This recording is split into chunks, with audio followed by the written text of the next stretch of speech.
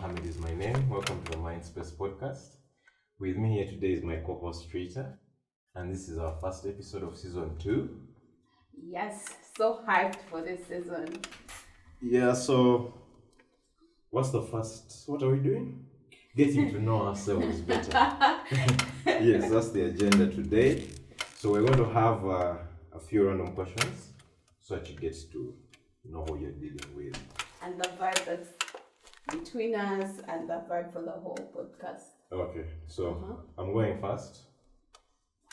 My likes and dislikes. I like money. I like sobriety. I like sometimes, occasionally, I like a big banged woman. Okay. Then, yeah, I like You God. have me thinking about myself. Then, I just like nice vibes. I like nice things. And the dislikes? Dislikes, there's so many. It's so few. I don't know what I don't like, but anything bad, I don't like. I don't think I like. But bad is relative. Yeah, but dislikes is so general. I don't like Bad thing. bad things. Yeah.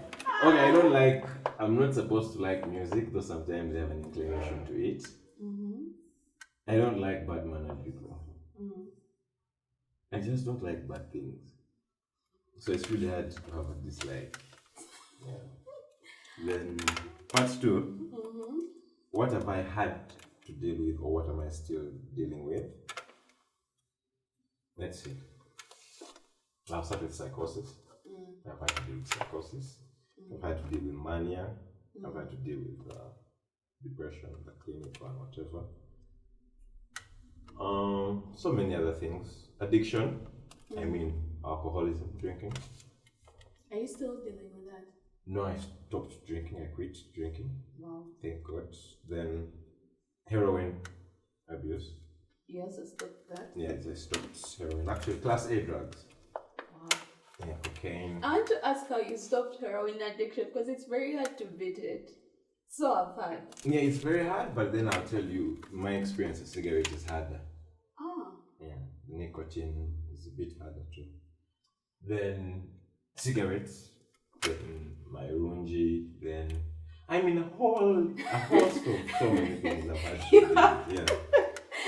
But then I'm still battling with we call it grabber or bangis or chilanga. What's a chibanga? That's like a weed concoction with a small tobacco in it. Just to get my buzz up. That's like the one thing that is still bothering me. But everything else, so far so good. Yeah. That's good. I'm so inspired. You're so inspired. When do you write a book? One day, inshallah. So, your turn, Rita. Your likes and dislikes. So, first of all, my name is Auma Rita. I am a writer, mental health advocate, and a lawyer. So, my likes and dislikes. I like a soft life. I wish it would just arrive. Soft things. I love soft things. I love to be pampered. I love to be gifted. I love to travel. My gosh. I love love. I love seeing people in love. So many things. That's soft I life. love books. Books, yeah. I love books. I really love books. Okay, so like reading. Yeah. So. I love family and friends. Yeah. Foodie? Not really. I love dogs. Oh my gosh. So much. I just like dogs. My dislikes. Your dislikes, tell us. My dislikes. I have so many pet peeves. One is cracked utensils. Like, you know how a cup comes and then it's chipped? I dislike small talk. Like, oh my God, let the ground swallow me. Small talk. What is small talk? I hate small talk. What's small talk? Like, in what regard? Okay, in what context is this? Any context. It's so hard for me.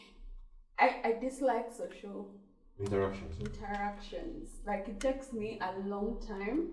I have to plan for them. So when you're not in my plan and then start a conversation, I'm like, dear Jesus, save me. So you're a big talker?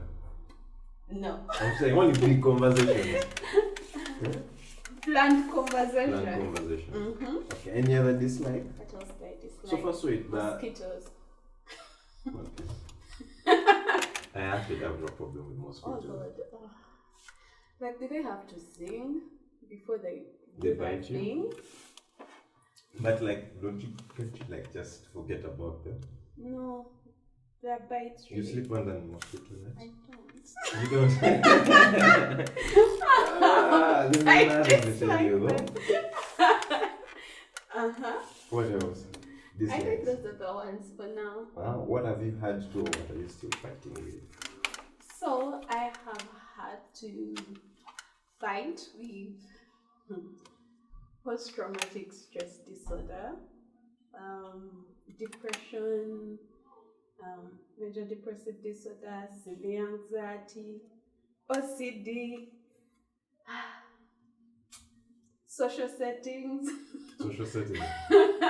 Social anxiety, like, dear Lord, what am I still fighting with? So I was recently re-diagnosed from major depressive disorder to bipolar disorder, complex post-traumatic stress disorder, severe anxiety, and ADHD, and I'm on the autism spectrum. So yay, I have things. That's a continuous things. Yeah. So you're still battling with all these things with depression? I am. Okay. So how do you, because it's a whole other, there's ADHD, there's a bit of autism, there's OCD. No, the OCD has greatly reduced. Like when I go for a party, I don't have to organize people's things, or people's things. Like I'm working on that one. I feel like I'm on like 70%. Even on the cup shipping and whatnot, that's a bit of OCD. 70%. 70%. Yeah. 70%. Yeah. Okay. So, what's the next random question? Now we go to the random questions. So you get to know your hosts better. So Fahad and I are going to ask each other random questions, and we swear to be truthful. To be truthful. Put up your hand. One lie be like a lie. I swear to be truthful. Fine. Yeah. But in case you hear a question being repeated, just know it. The other person also needs. We are not. We are repeating questions. Okay. So who's going first? You. Okay.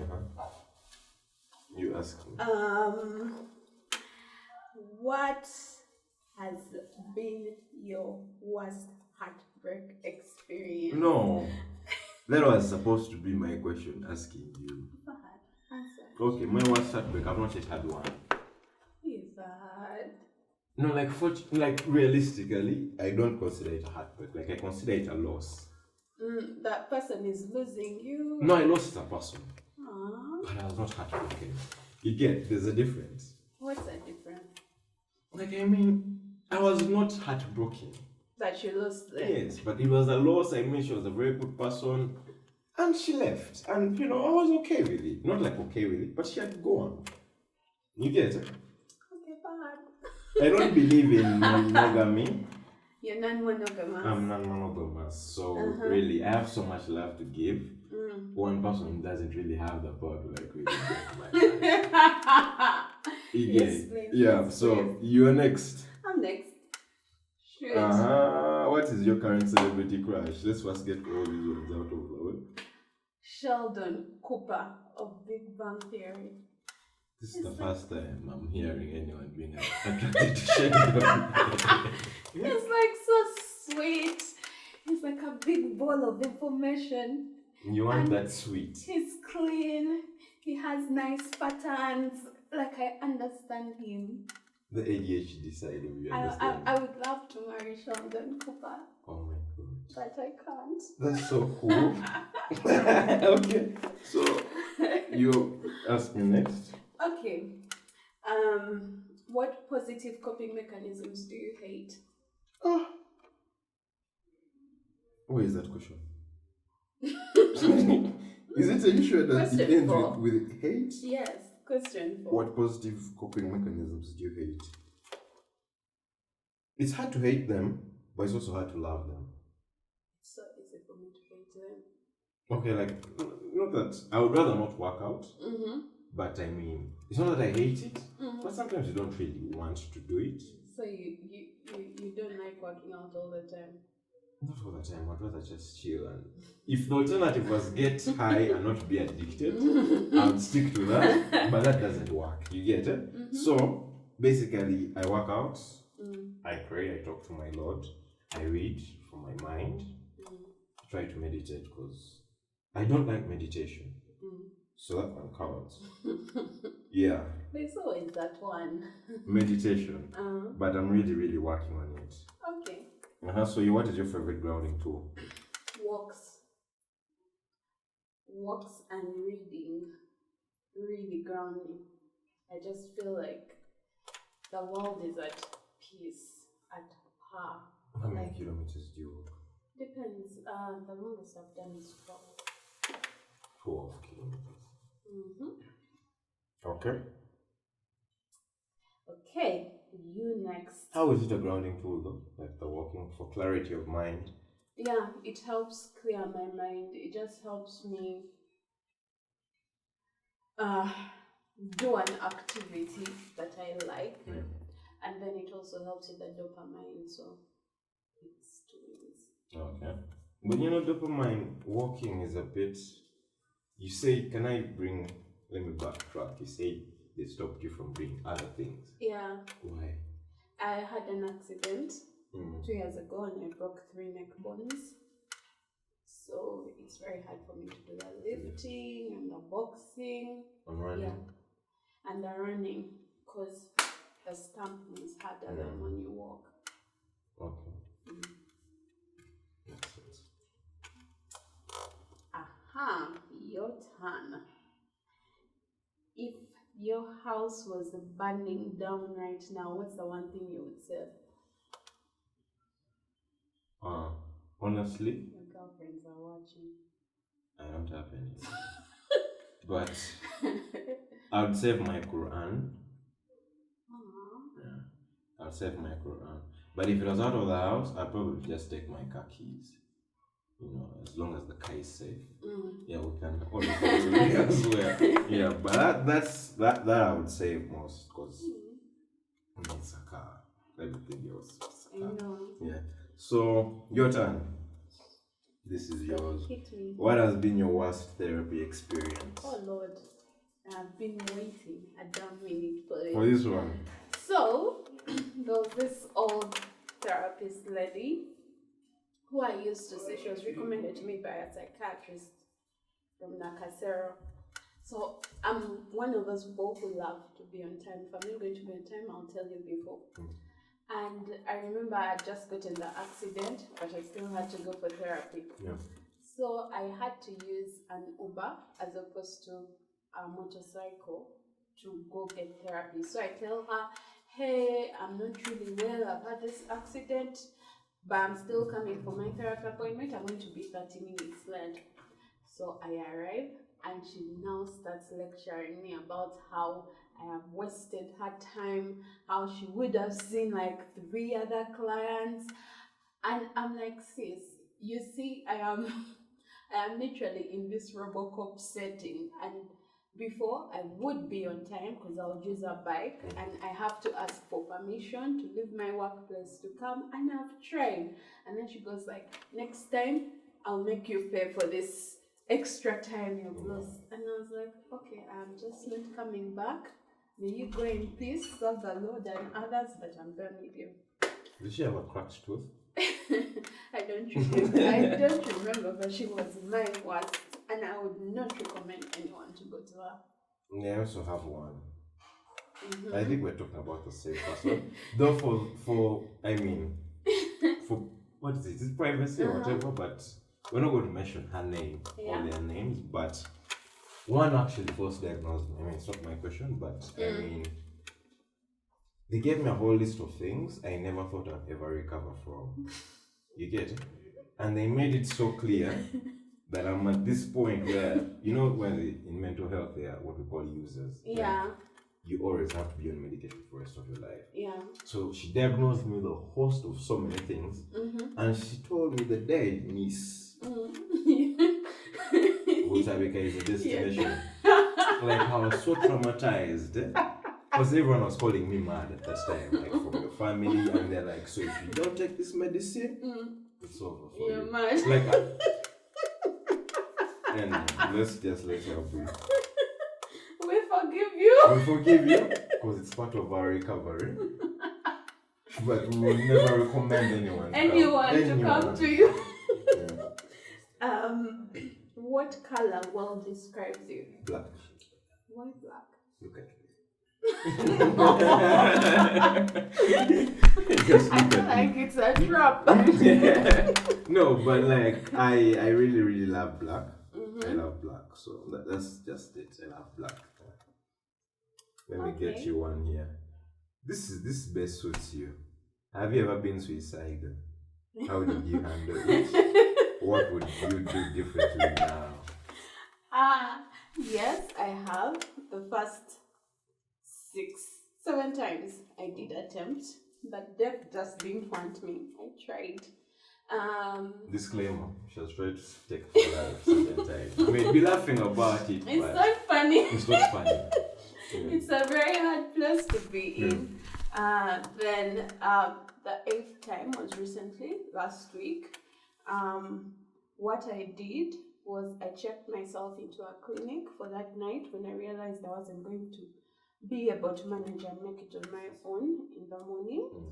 I switched my phones off so that I just try and sort through the mess mentally. Then the next day went to my mom. That was on Monday. And then I told her I need extra help. I need someone to help me manage. So I've been in psych ward for a week. I just got out, recently. Yeah, I just got out on Saturday night. That's great though. Yes, so that's a difference. The other times I've attempted, this time, last week, I checked myself in. Yeah. That's testament of strength. Yeah, because usually people who walk into treatment, it's one of the most humbling things. Yes, it's hard and painful, but see someone actually acknowledge the fact that now I need help, and you walk to a treatment center is really humbling. Yeah. Yeah, so people pick up the lead. Like, when you feel it's time to go, just go, man, guys, go. Your life it's really important. Okay. Now. What do you mean go, like? No, go seek help. Don't die. Go seek help. Go. Don't go anywhere. Don't jump. Don't jump. Don't slit your wrist. Don't overdose. That's not the going I'm talking about. Go seek help. Go seek help. Walk into a clinic. Tell them what's happening. They will know how to handle you as first aid, and then after you can reach out to your doctors and get proper treatment. All right. Yeah. Okay, it's my turn.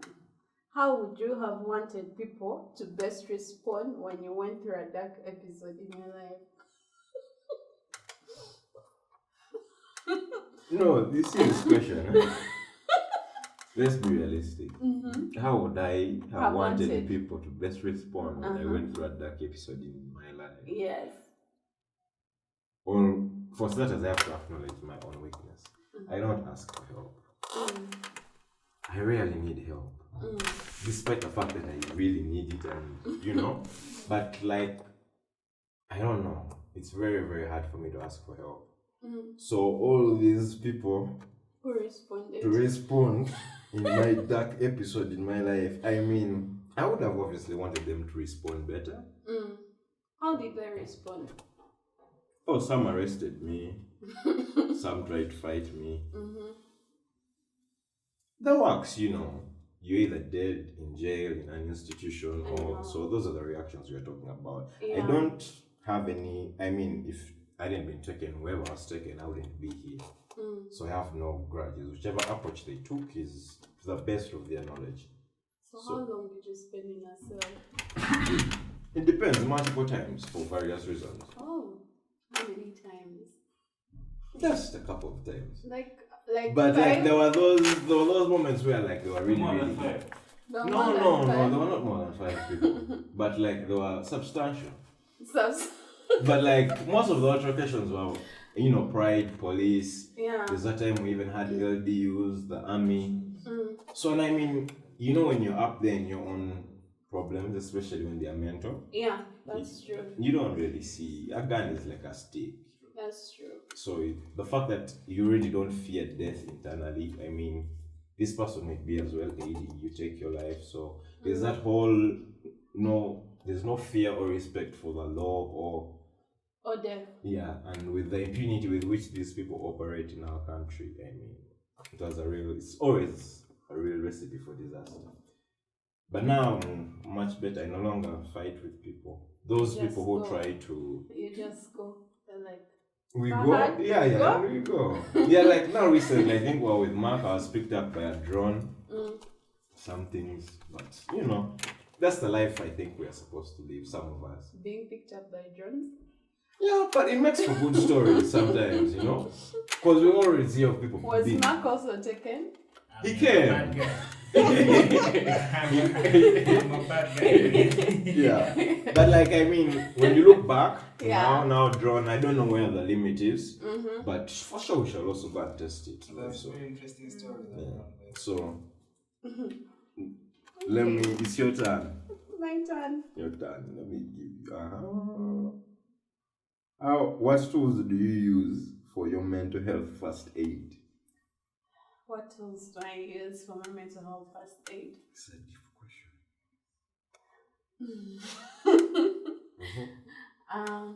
One, I read. Two, I talk to my psychiatrist. I have it on WhatsApp level, so I tell him, I think being twala. Yeah, so I do that for my mental health first aid.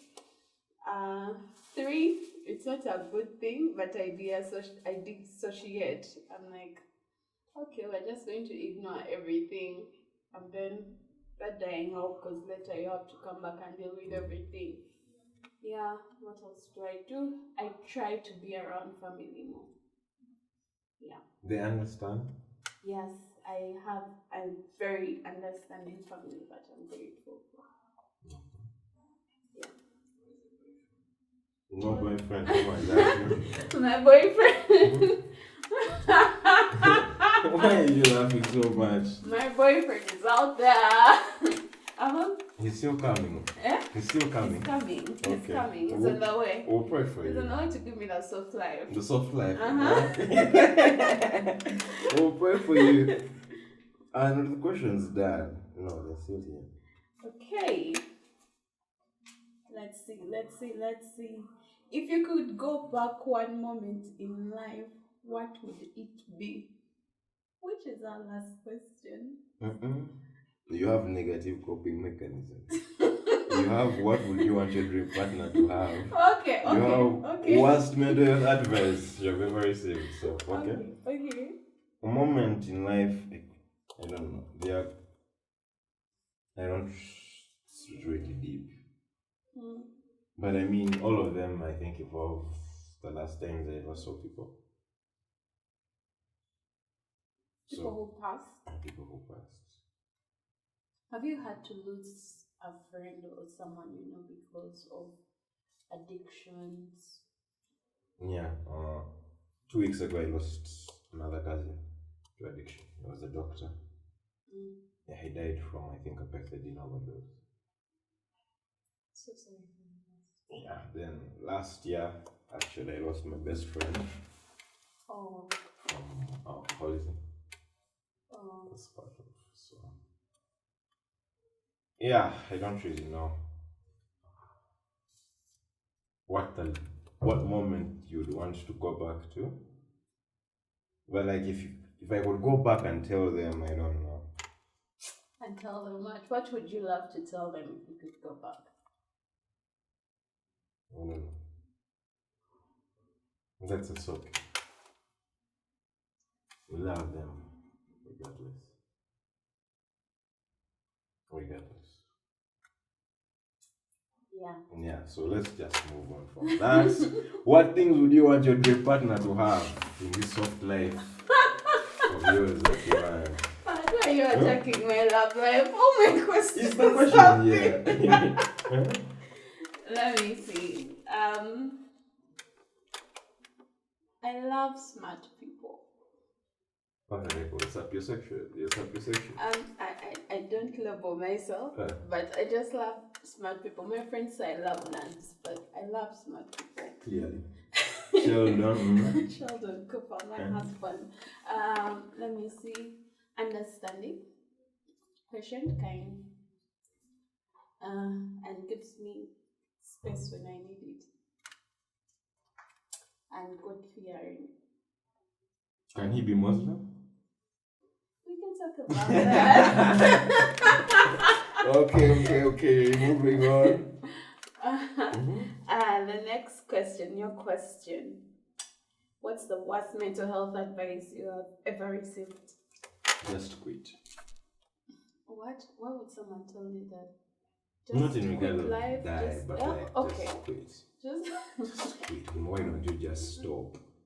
I mean, that's like the dumbest advice you can give someone who's clearly still struggling to stop what you get. So, I mean, telling someone who's struggling with alcoholism that why don't you just stop is a bit, I mean, these are people who go to sleep failures every day. Because, I mean, currently as I am, I go to sleep saying, I pray to God I don't light up another spliff of grabber or something. But I mean, tomorrow when I wake up and I light up a spliff of grabber, I mean I failed. You get it, my resolution. So inherently there's a bit of me that is still failing. So you telling me to just quit, you're not really helping me. I know. Yeah, so it's like the worst advice I've ever received. Comes off as more condescending. Yeah, because okay, now you're at this point where you know they can't relate because they don't know. Everyone is living their own reality. But it really hurts for those people who you really think would know better. You don't just tell someone to quit on something like that. You get it? Anything mental health related is not just, it's not that easy. As obvious as you think it is. Yeah, so that's the dumbest advice I've gotten in a long time. Then, what else do we have? What's the best advice you would give to someone fighting with a mental illness?